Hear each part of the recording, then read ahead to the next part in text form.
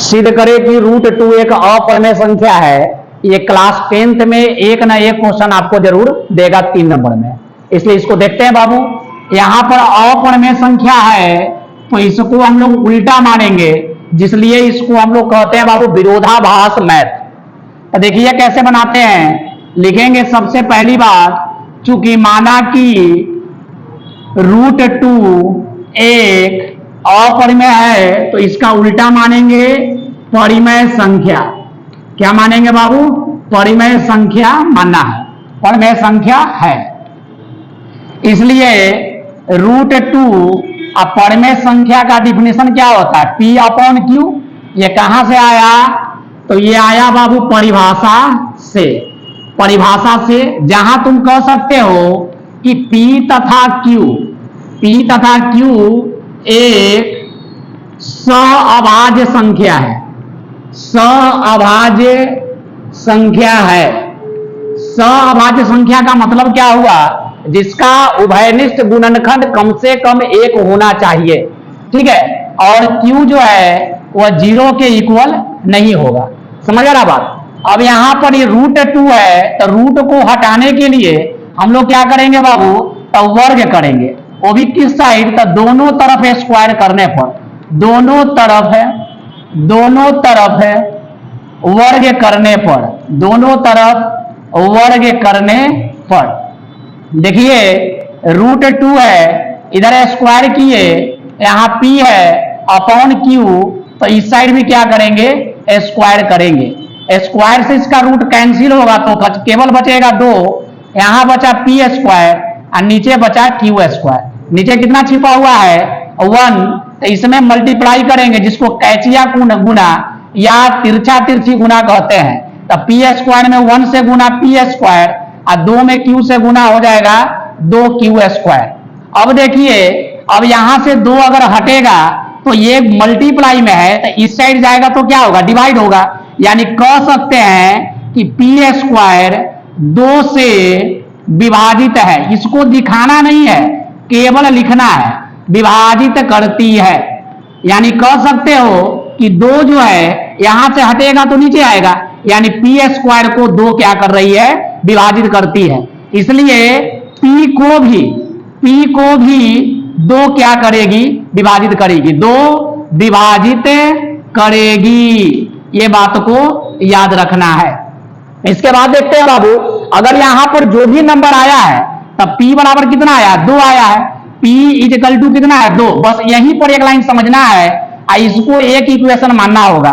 तब P equal to 2 लिखा हुआ है, यानी P इक्वल टू 2 ले लेंगे और यहां पर कोई अलग अचर पद ले लेना है।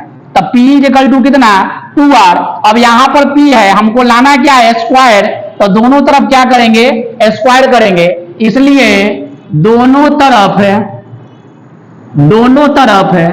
वर्ग करने पर, दोनों तरफ वर्ग करने पर, तो यहां पर मेरा क्या था? P इक्वल टू 2R, यानी दोनों तरफ वर्ग करेंगे तो P का स्क्वायर और 2R का स्क्वायर, यानी कितना हो जाएगा? P स्क्वायर और 2 का स्क्वायर 4R स्क्वायर होगा।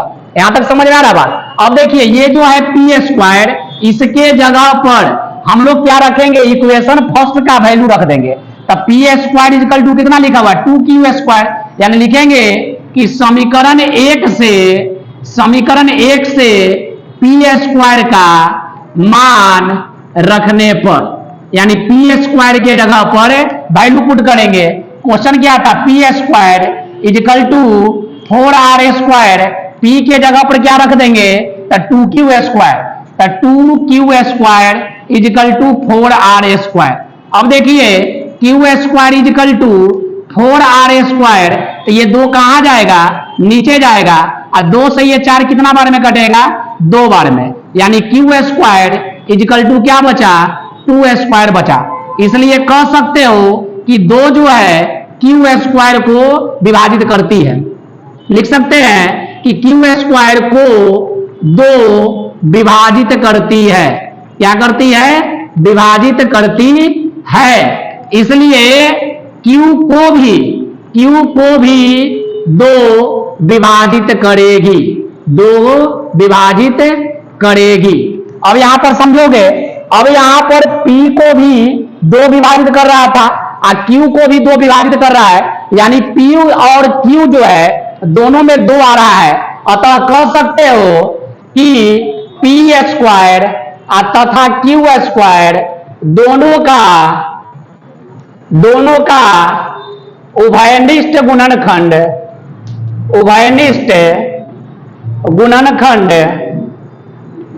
कम से कम 2 है, कम से कम 2 है, जो हमारी मान्यता का विरोध करता है। अब बोलोगे कि विरोध क्यों करता है? तब विरोध इसलिए करता है कि हमने माना था सअभाज्य संख्या, और सअभाज्य संख्या का कॉमन कम से कम 1 होना चाहिए, यानी दोनों नंबर का अगर बात किया जाए कॉमन का तो कितना आना चाहिए? 1, तो उसको कहते हैं सअभाज्य संख्या। और यहां पर अभाज्य संख्या क्या आ रहा है? दोनों में कॉमन 2 आ रहा है, तो इसलिए हमारी मान्यता क्या है? गलत है। इसलिए लिखे हैं बाबू, जो हमारी मान्यता का क्या करता है? विरोध करता है, अतः हमारा मानना गलत है, अतः हमारा मानना गलत है। इसलिए √2 एक अपरिमेय संख्या है, अपरिमेय संख्या है, यही हमारा प्रूव्ड हुआ। समझ में आ रहा बात? इस क्वेश्चन को आप 2 से 3 बार बना लोगे, √2 के जैसा √5 के जैसा √3, तो ये 2 क्वेश्चन को प्रैक्टिस कर लोगे तो उम्मीद है कि ये क्वेश्चन आपको आ जाएगा। अगर मेरा वीडियो पसंद आए तो लाइक, सब्सक्राइब और कमेंट जरूर करें। अगर पहली बार मेरा वीडियो देख रहे हैं तो कम से कम इसको सब्सक्राइब करके बेल आइकन को जरूर दबा दें। धन्यवाद।